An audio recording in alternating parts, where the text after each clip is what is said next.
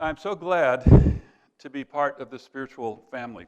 One of the greatest blessings of my life is to be able to call you brothers and to be able to call you family and to enjoy you and have times like this. I feel like I'm coming back to the beginning of my life when I come in. Oh, come on.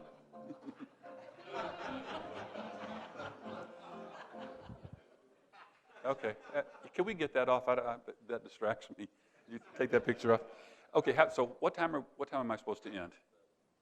Oh, okay. So you were using up my time to. Okay, fine. Anyway, some of you I really like. So I've been given the assignment to talk about wholeness tonight. I want to say a few words about wholeness. Psalm 86:11 is one of the great verses in the Bible on wholeness. It's a prayer. David says, "Unite my heart to fear your name." Now, when he says fear your name, he's not talking about the kind of fear that repulses. It's the kind of fear that draws us to him, the kind of fear that makes us feel like the worst thing in the world would be to disappoint this wonderful person. So, unite my heart to fear your name. Unite my heart to love your name. Unite my heart to love you. All our hearts come into the world divided. Wholeness happens when the Lord and no one else unites our heart to fear his name. Now, when I say wholeness, I'm not talking about perfection. I'm not talking about being sin-free. I'm not talking about some mature state where we no longer have titanic battles with sin. We're never going to get to the point in life where we don't need the mercy of God to bail us out. Is this necessary? Can we? Okay. Sure you don't have an announcement for tomorrow that we want to throw up there? Okay. Maybe we could just change, but you do this and I'll do that. Okay. I know. I'm just. Listen, one of the great things about being in New Canaan society, you can be as sarcastic as you want, and nobody judges you for it.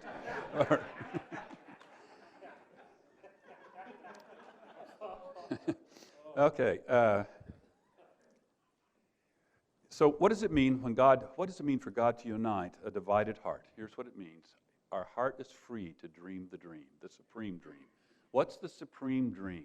It's to love the Lord our God with all our heart, with all our soul, with all our mind, all our strength, and our neighbor as ourselves. That's the supreme dream. And when that becomes the dream of my heart, then I'm whole. I'm still sinning. I still may have significant psychological or emotional problems, but my heart is united when I'm dreaming that dream.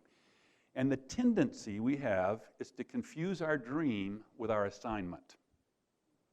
Okay, so my assignment right now is to write a book. I've been working for 10 years on a book about friendship with God, about seeing the beauty of the Lord as a way to draw close to him.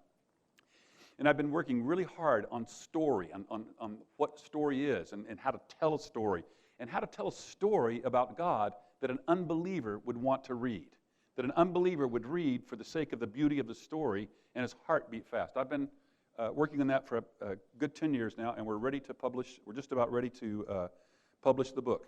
Here's the temptation in my life. I've been with this book for so long, it's so easy for the book to become my dream, to displace, to make me forget what my real dream is, loving God with all my heart, soul, mind, and strength. And it's so easy to think I'll be happy when this book is published, and if it gets readers, and if it does well. So we have to fight to keep the supreme dream, the dream of our heart, and that's where wholeness comes from. Now, we all live by a narrative. Everybody lives by stories. We tell ourselves a story that makes sense of our lives.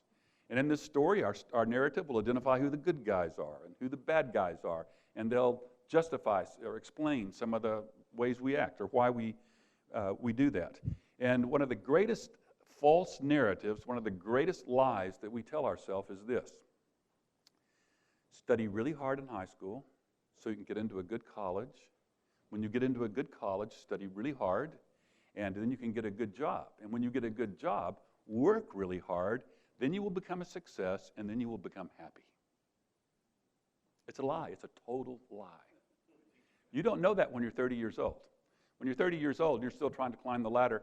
And for me, it was an academic ladder. It was a theological ladder. And you're kind of proud of your progress, and you've got hope, and it's getting further. But one day you get far enough up that ladder, and you see, this is not making me happy.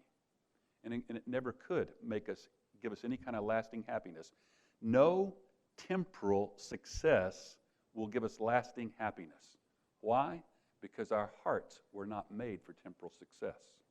Our hearts were made for God, and that's where we find our wholeness. That's where we find peace. Augustine had it right 1,600 years ago. He said, "Oh God, our hearts are restless till they rest in Thee." Now, what trauma does for us, trauma destroys the narrative that was our life, demolishes the story. When the thing happens to us that we never thought would happen to us, we collapse and we have to find a new story.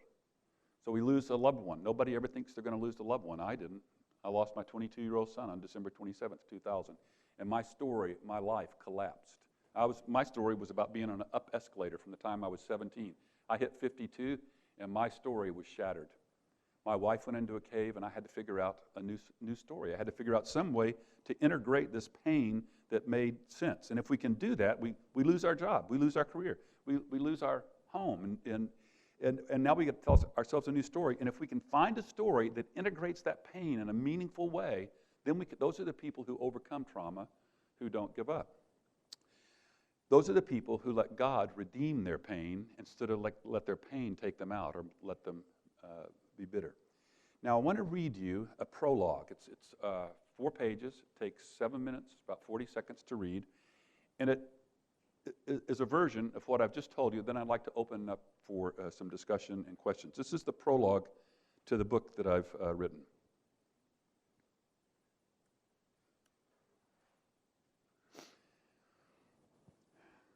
On the morning of December 31st, 2000, I watched a white cardboard coffin travel up a conveyor belt into the belly of a Boeing 757, along with the other baggage. The body in that coffin had belonged to my son, but he had loaned it out once too often. 21 years earlier, I had watched him sprint into a door jam. The collision rocked his blond head and knocked him on his butt. I held my breath and braced for wailing. Instead, he jumped up, laughed, and galloped off to his next crash.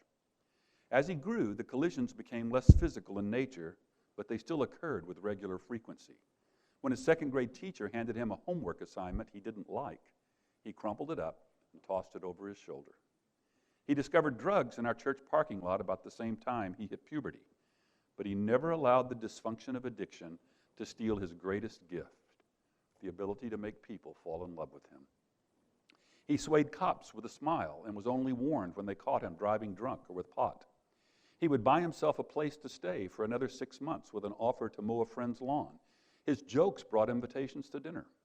Not only was he charming, but also lucky, for the most part. When the car was totaled and his buddies were carried off with broken bones, Scott waltzed away without a scratch. Scott had some clean months, especially in his 19th and 20th years. But mostly he lived from one high to the next. We lived from one crisis to the next. Shortly after he turned 21, he told me about a dream where he had died and was lying in a fetal position. It was so real he could feel his spirit leaving his body, and he looked down on his corpse. He woke surprised to find that he was still alive and that he was lying in the same fetal position as in the dream. "What do you think the dream means, Dad?" he asked. "And why did I wake up in the fetal position?" I didn't hesitate to answer. I was intimately familiar with warnings that come in the night to pierce the indifference of our waking hours. "It means you are going to die if you don't change," I said. "I want to change." "I know you will, Scott." He would get clean for a few weeks, and his mother and I would grab hold of the hope that maybe it would last. About a year after that dream, he was home for Christmas. He popped his head into the TV room a few hours after dinner to tell us he was going out with his girlfriend. It was the last time I saw him smile. He said, "Good night, Dad." I said, "Goodbye, Scott." An odd story flitted through my mind. A few hours before his death, Abraham Lincoln had told his bodyguard goodbye. A twinge of guilt passed through me. Why did I say goodbye instead of good night? The foreboding didn't make sense. He seemed clean for the past couple of weeks. He had enrolled in college. In the morning, his mother planned to take him to Target to buy dishes, a comforter, and cleaning supplies for his new apartment in Bozeman, a mere 300 miles east of our home in Whitefish, Montana. The next morning, I sat downstairs in the living room by the fire. Above the mantel, 2 elk hung high on the wall, my first rifle kill and my first bow kill. I was writing my next book on my laptop until the noise of a malfunctioning DVD player broke my concentration. It came from Scott's room. I walked upstairs and opened the door. Then I turned and ran for the phone. "Is he breathing?" the 911 operator asked. The word no stuck in my throat. I couldn't say it. No meant I couldn't bring him back. No meant I had no faith. No was final, but it was the truth. No, I said. Then I raced upstairs to try to bring my son back. After the paramedics put my son into a body bag and carried him out of our home on the side of a mountain, my wife and I, along with Scott's brother and sister, checked into a local resort. We could not sleep in the same place where he lost his last bet, spinning the cylinder of a revolver. I woke up in our hotel room as the sun crept around the edges of the curtains. Out of habit, I started to pray the same prayer I'd prayed every morning for years. Father, pro. And then I remembered, and I choked on the word protect. I could not get it out. I suppressed a disdainful laugh. I wasn't ready to give up on God, but it felt like he had given up on me. I could not reconcile my theology with the nightmare we were now living. Weren't prodigal sons supposed to come home? I thought I had insured Scott's life with the promises of God in my prayers. Delight yourself in the Lord, and he will give you the desires of your heart. Had I not delighted enough? Or was I deceived about what my heart really desired? Ask, and you will receive, Jesus told his followers. I had asked every day for years. I hadn't just asked, I had believed as well. And according to Jesus, belief in the promises is supposed to make them work for you. Had I not believed enough, or were the promises empty? For decades, I had preached that the mystery of suffering would always elude our understanding. It was an easy thing to say, until the weight of that mystery crushed me. I didn't know how to get out from under it, except to flee to the place where I grew up. So with Scott's body in the luggage bay, I sat in the Delta Airlines 757, surrounded by strangers, hurtling south through the sky. Then a voice spoke into my shock and confusion. It was so faint, so ephemeral, that I might have made it up. Hold my hand, I thought it said. I could hardly picture that hand. But it was there and always had been, guiding me through the rage-drenched home of my youth, thrusting a wrench into familiar patterns of purposelessness and poverty, and blow by blow destroying the illusion that I could earn the gifts it bears. In the beginning, everything was formless and void, but his spirit hovered over the deep, dark, and violent waters. Then he spoke, "Let there be light." He saw that the light was good, and although the dark was not good, he allowed it to remain. But he separated the light from the dark. He called the light day and the dark night. And against that great vault of night, he flung the stars to serve as guidepost, and as a reminder that light was always pushing through the darkness. I am old now, and my night is near. But his first commandment still resounds, gaining strength as it conquers space and time. When I open myself up to his light, the end feels more like a beginning, a flicker at dawn that spreads until everything radiates under the noonday sun, and all I can see is his beauty. That's the prologue to the book, and then it goes into my story after that. Do you have observations, questions, things you would like to talk about?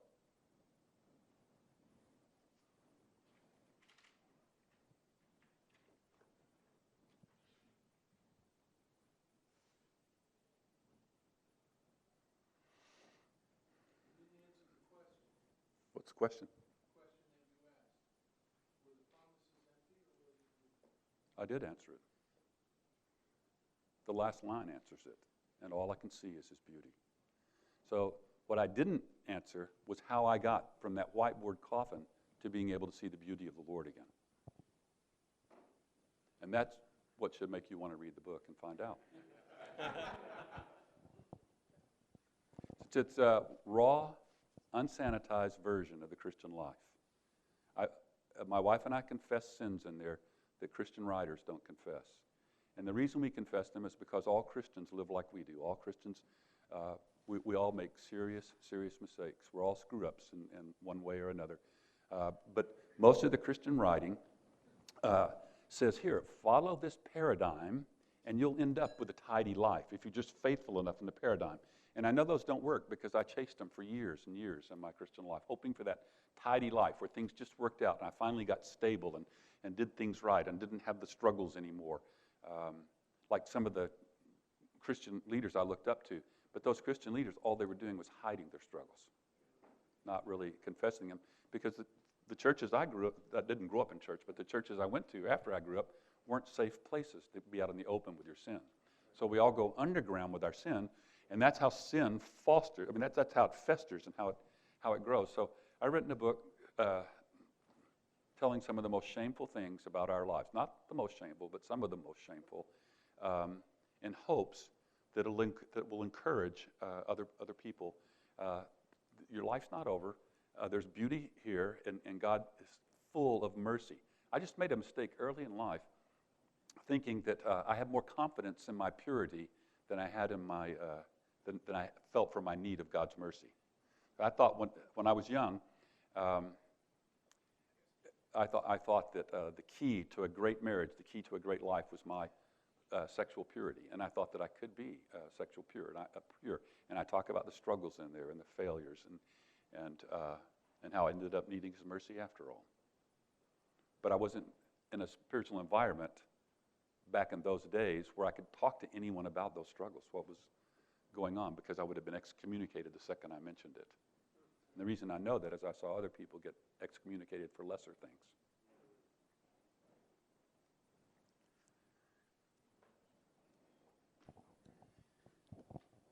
Could you describe what it felt like, or not what it felt like, describe the process of feeling guilt and shame that it was your fault? I never felt guilt. I never felt guilt or shame over my son's death. I take that back. I did feel some guilt because I could not communicate with my son. My firstborn son, today he's my best friend, and I've always been able to communicate with him. My daughter, our youngest child, could communicate with her. But Scott spent so much of his life in rebellion, and I still had so much anger in me that our hearts never really connected. I feel sad about that. I don't feel guilt about that anymore. I feel like that's the best I could do where I was then, and there's been a lot of healing since then. And I feel no shame about it. I felt no need to hide my son's suicide or to try to say, well, try to take some kind of comfort in, well, he didn't really mean to do it. And this was bound to happen sooner or later, as long as he was still taking drugs. This was going to happen. He mixed 5 things that night, none of which are lethal, but together they make a lethal cocktail, and they take you into a psychotic realm of invulnerability and disconnect. And we think that's what happened to him. And he killed himself with the gun, the .44 Magnum that we used to scare bears away from our house in Montana. When I walked into his room, he was fully clothed at the foot of his bed. And I looked at him for just a second, and I thought, he just got drunk and passed out. I saw the broken beer bottle in his left hand, and then I saw the blood, and then I saw more of the blood, and then I saw my revolver in his right hand in his lap, and his face was all swollen and waxy, and then I knew he was gone. But I never tried to hide that or keep it a secret.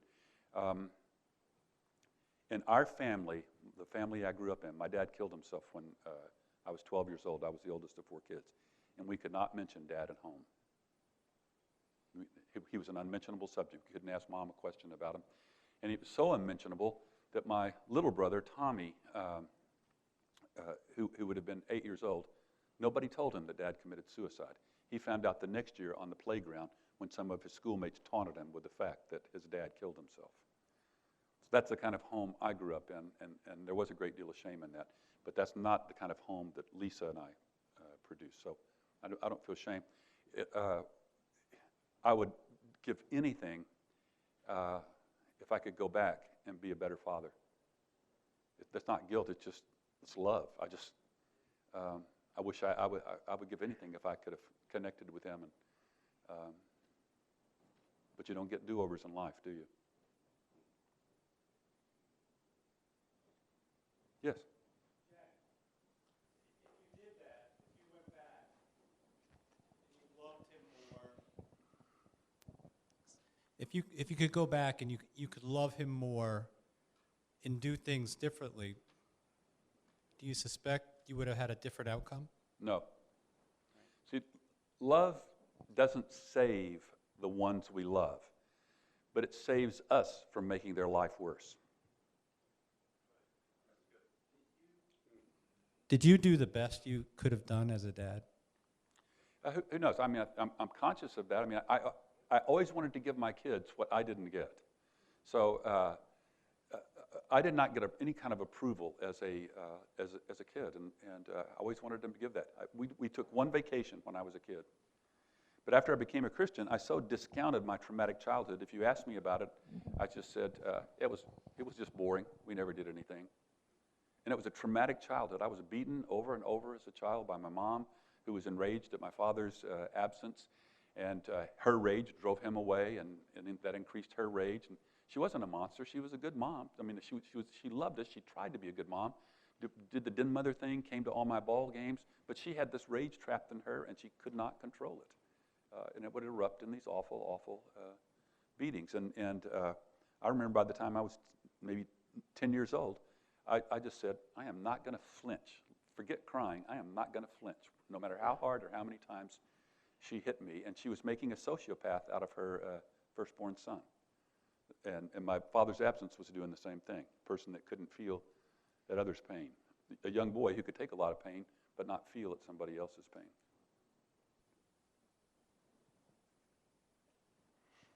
Yeah.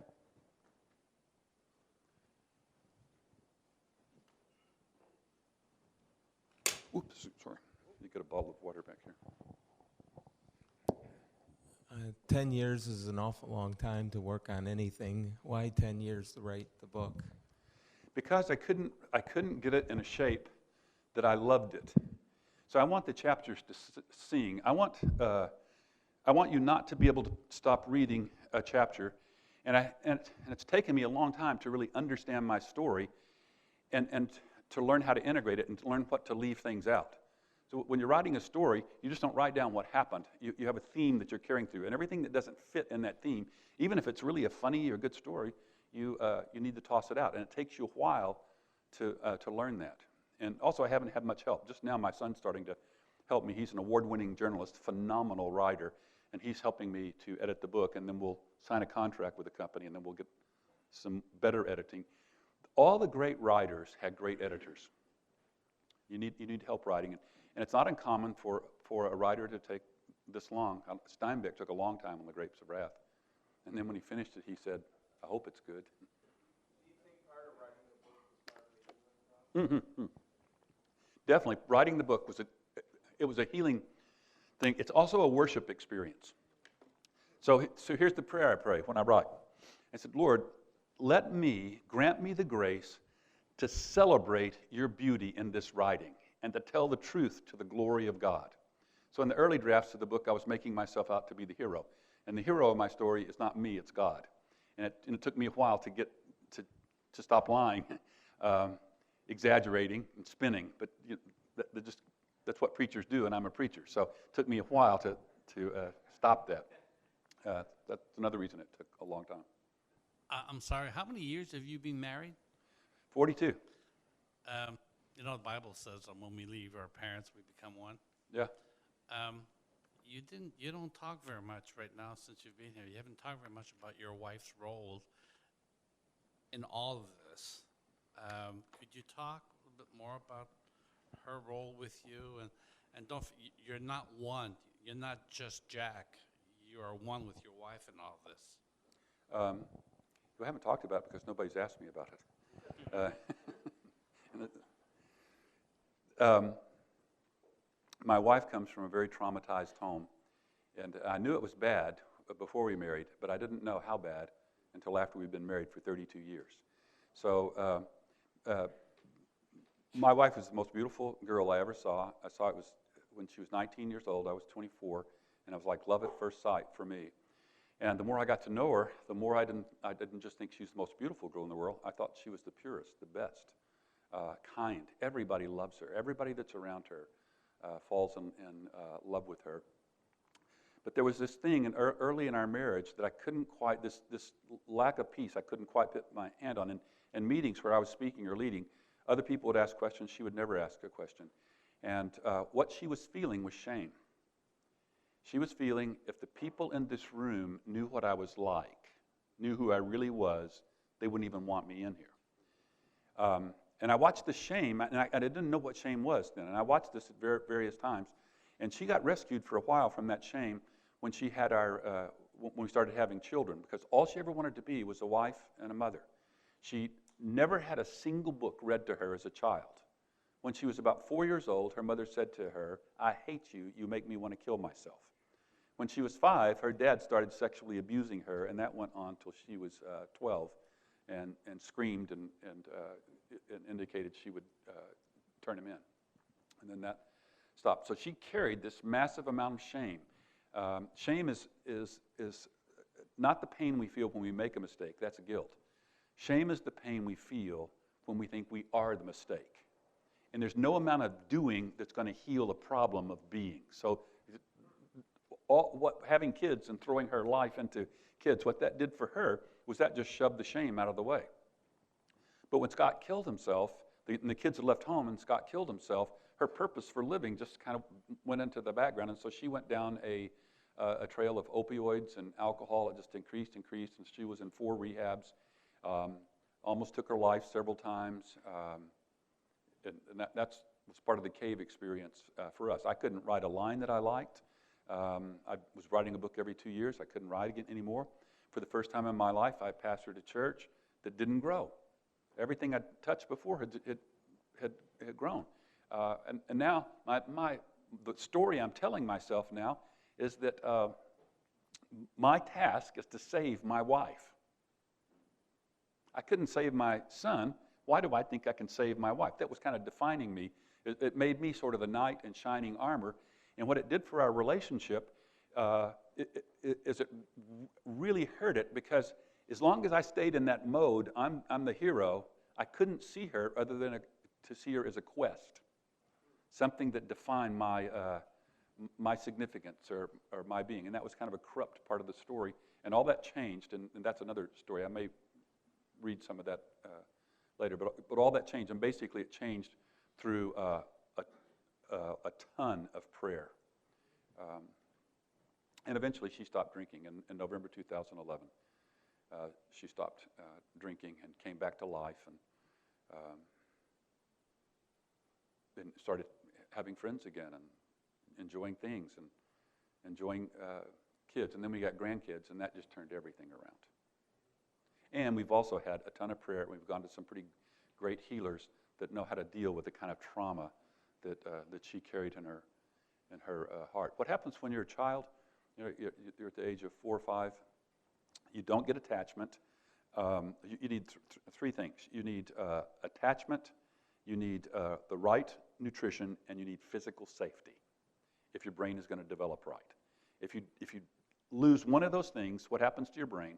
The part that's responsible for cravings gets strengthened, enlarged. The part that's responsible for restraint shrinked.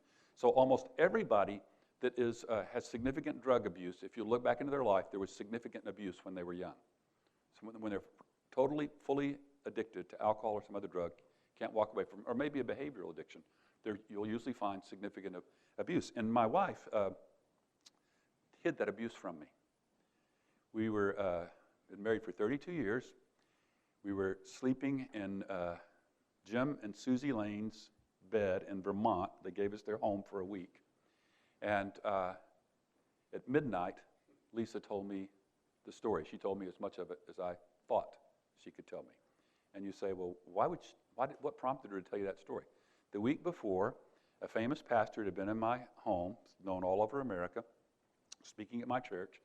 And I'd known him for 20 years. Our kids had played together. We'd gone around the world together. His wife was there with him. I'd known her forever. And so we're sitting down at the breakfast table before church, and his wife and I are talking. And she tells me that when she was maybe 12 years old, her father started it on her and did it till she was 16, abused her till she was 16. And I said, I called her by name, and I said, you know what? I have always felt when we were together that you were afraid of me. And she says, I was. But not just you, all men. She said, if someone mistreated me, a clerk mistreated me in the store, I couldn't do anything about it. I couldn't stand up for myself. And I took my husband, and I went back, and I confronted my father. And he broke, and he wept, and he apologized. And after that confrontation, something was healed inside of me. And then she went on to start an incredible real estate company that makes tons of money, which she gives away. And this is an amazing woman. This is a woman I've liked and admired from day one, but I never knew that part of her story. So Lisa was not there that weekend. She was in St. Louis helping my son move into his apartment. So I go back home. I go back to Lisa and I are in Vermont, and I tell Lisa that story. And when she hears the admiration, the affection, and the respect in my voice, it gives her the courage to tell me her story. So she tells me the story as much as I can take and tells me some graphic details, which I know she didn't tell me everything.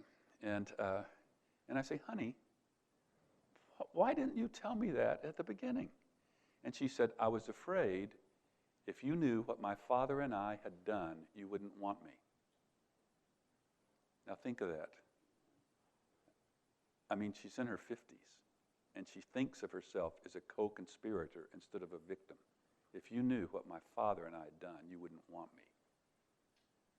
And that's the power of shame, that it penetrates our very essence, our very being. And then I called Jim the next morning, told Jim what Lisa had told me, and he said, I'll call my sponsor, Lance. He's a counselor. He'll know what to do. 30 minutes later, Lance calls.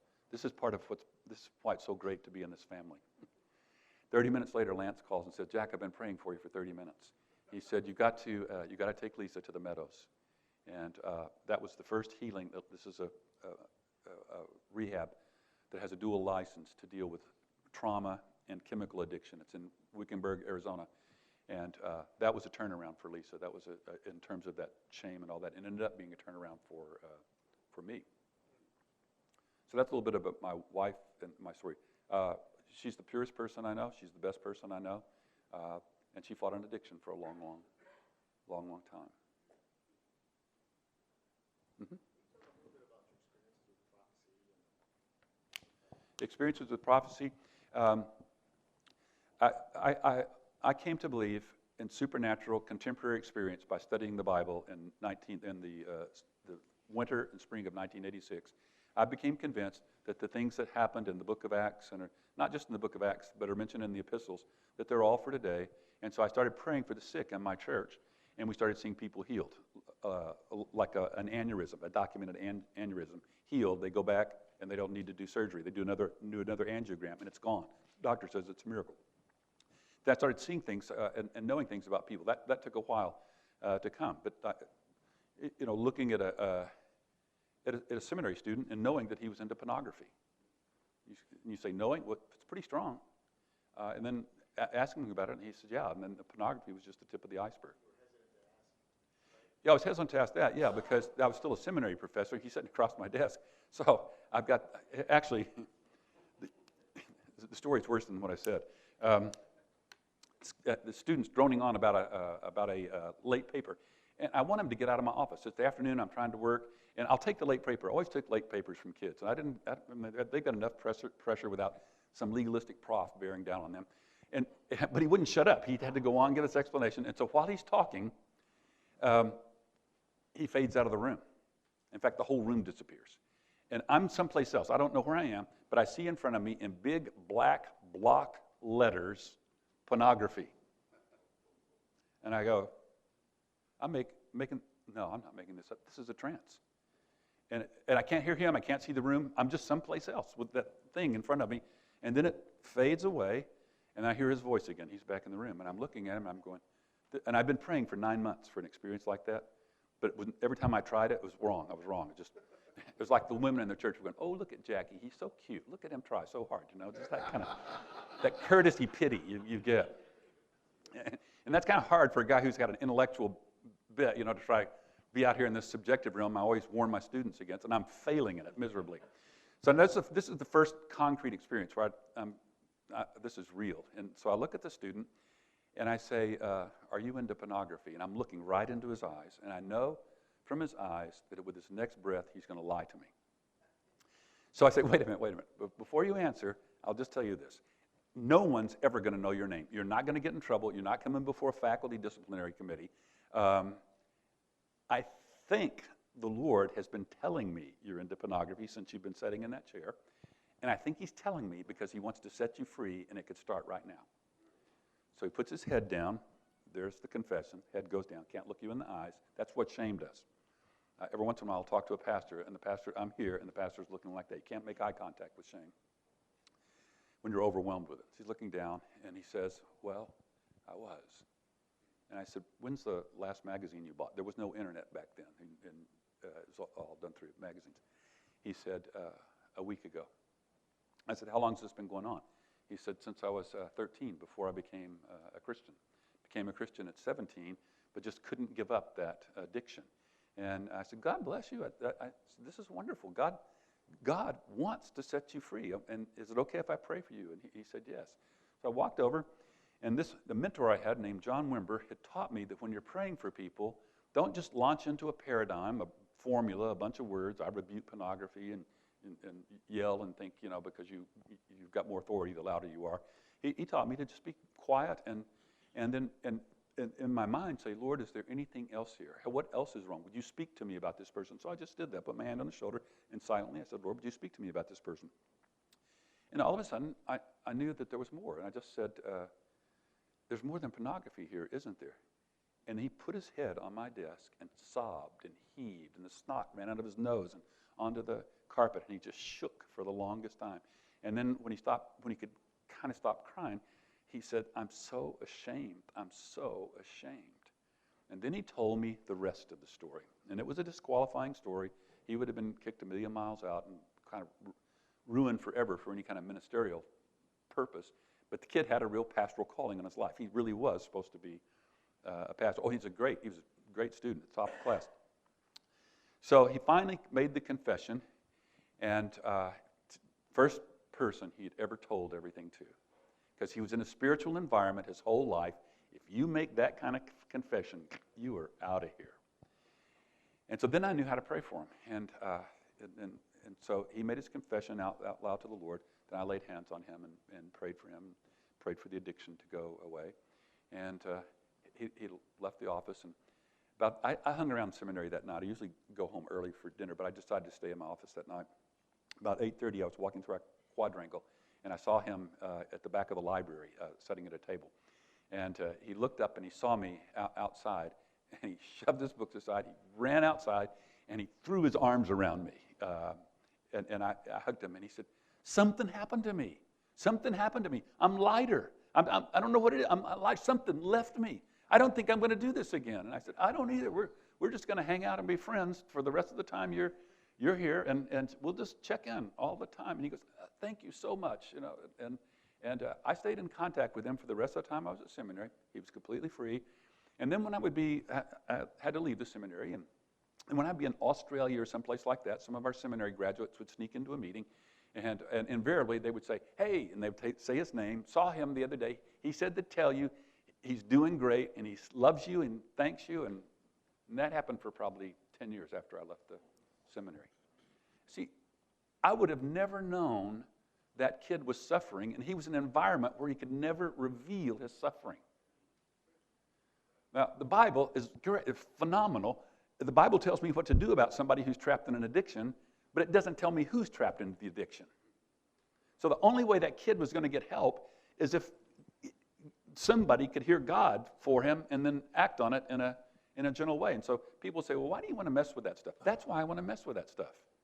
I've seen so many people set free of things because somebody could hear God's voice outside the Scripture. And to be honest, I've also seen a ton of messes. But I'm committed to cleaning up messes in order to have the real thing in the church. And, the truth is, I made a ton of messes when I didn't believe in the gifts of the Spirit. I made a ton of messes with the Bible, and with my anger and my harshness, and I beat up people with the Bible. So it doesn't matter what part of the church you're in. You are going to create messes, and you always abuse your strengths. You don't abuse your weaknesses. So if your strength is the Bible, you're going to abuse that.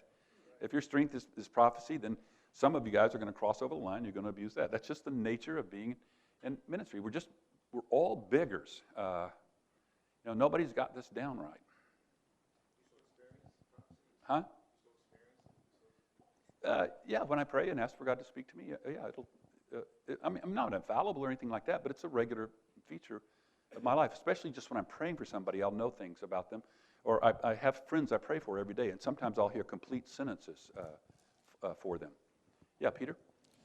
Jack, I have a twin brother and his second wife who had a natural son. They also have an adopted son from my twin brother's first marriage. And they said that he took the wrong combination of drugs, and he was 3 months before graduating from college, he died. My daughter knew him very well and said he was a drug addict. They have not recognized that that was the case. This has caused, that was 5 years ago, and it has destroyed my sister-in-law's life to such an extent that every birthday, every holiday, every restaurant, it's rich, rich, rich, rich, rich, rich. They left their church, the church he was involved with, and have gone now to a new church. How may I help them? Probably the only thing you can do is pray for them. They probably resent. She would probably resent. She is in the grip of bitterness now. Bitterness is a refusal to accept the pain of life. And that bitterness is blocking her from finding a new story for her life. It's not like God wouldn't give it to her, but she's so bitter. And so you try to talk to her about it, and chances are she'll get angry at you and say you're making light of her pain. You don't understand. You haven't lost a son. But that's what's going on in her heart. And prayer is the absolute best way for someone like that. Just keep praying for them. As long as you have energy to pray for her, labor in prayer for her, I would hold out hope that God's going to do something for her. Yeah, one more. Mm-hmm. Yeah, Jack, I'm a little concerned because, there are a bunch of dads here, and some of us may have made some mistakes that could have hurt our children. And you said, and obviously all of us love our children so much. We would do anything for our kids. Mm-hmm. And you also said there's nothing that you could have done differently that would have changed the outcome. And but then at the end you said, but you got to see the beauty. And I'm distressed because there's such a disconnection there. Well, I think I probably didn't express myself well as well. So when I said there's nothing I couldn't have done better, okay, so let's say I get really angry at my son. Well, obviously, I could have done that better by not getting angry at him. I could have even gone one better by really understanding him. When I say there was nothing I could have done better, what I mean is, given where I was then, my level of spiritual development, my ability to access the mercy of God and all that, it wasn't there. Now, give me 20 years, and go back, I would be a different person in that thing. So that's what I meant. And you say some of us may have hurt our sons or may have hurt our daughters. I can absolutely guarantee you I have hurt my children significantly, and I've hurt my wife significantly. That's where we need the mercy. That's where we need the grace. And I want to be a better father. I want to be a better husband. But the truth is, I've got to grow into that better husband, better father, and there's grace to atone for all those things, for the pain that I've caused. It's not like I don't care about the pain. It's just being realistic. This is just, at least it's life for me. I wish I could have been a better father. I wish I could be a better father right now. I wish I could be a better husband. And when I talk about seeing the beauty, one of the things I'm talking about seeing is the affection that God has for a broken person like me, like I am right now with not one more change. That's the beauty I'm talking about. Seeing at one level how screwed up I am, and feeling on another level how much affection he has for me, just like I am right now. It's the affection we feel for our little children when they're throwing tantrums and all that. That tantrum doesn't ruin our affection. And I've never gone wrong seeing myself as that little baby before God. Okay, yeah, Jim? No, let's talk.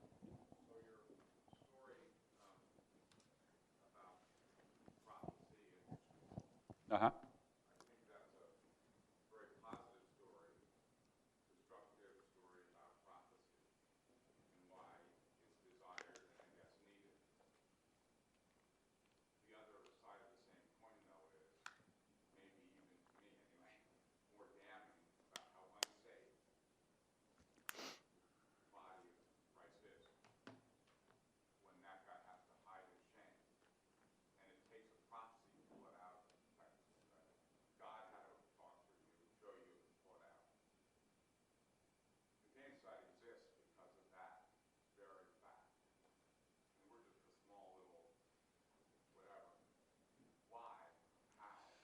I think, yeah.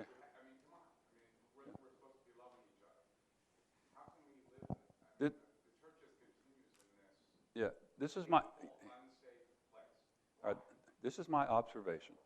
The part of the church that's most serious about Scripture, and the most interested in defending the Scripture, that part tends to feel superior to other people. It was not uncommon when I was at Dallas Seminary for a Dallas professor to say, "This is the best seminary in the world," and the students would go, "Yeah, this is the best seminary in the world."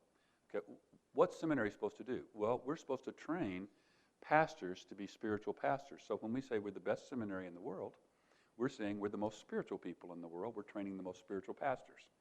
And nobody in that environment, when I was a student or a professor there, nobody got that. Nobody saw that monstrous spiritual pride. So when you feel superior in this area, you have a low tolerance. It's like the guys who brought the woman caught in adultery. You know, they had zero thought for that woman. Zero thought. They were just using her. And so, unfortunately, the churches that are the most committed to the Bible are sometimes the ones that have the least mercy. You know, Paul gave us a great warning in 1 Corinthians 8:2. He said, knowledge puffs up, but love edifies. So I was in a community for almost 20 years where the most important thing was your knowledge of the Bible. Anyone would have told you loving God with all your heart, soul, mind, and strength is the greatest commandment. Anyone would have told you that. It was assumed. And that was the problem in my spiritual environment. It was assumed, it wasn't taught. So I ask, or modeled for. So I ask graduates these days when I meet them, they'll show up here and there, and I'll ask them this question. When you were at Dallas, did you learn to love? And so far, every one of them has answered me, no, I didn't. And I know I didn't learn to love in that environment. How can we help change this? I'm serious, actually. I've been watching this abuse. That's abuse. Yeah, well, I've written a chapter in my book like that kind of, so let's see what they do with that one. And it's not just Dallas Seminary. It's no, they buy my books right now. They buy my books right now to refute them. They study my books in class, and what the books do often is convert students to believing in the gifts of the Spirit. But you know what Jesus said? There's some people so entrenched, there's nothing you can do about it. Jesus said about the Pharisees, leave them alone. Just leave them alone. All we can do is model what we think is right about love and kindness and forgiveness and all that. Okay, thanks, you guys.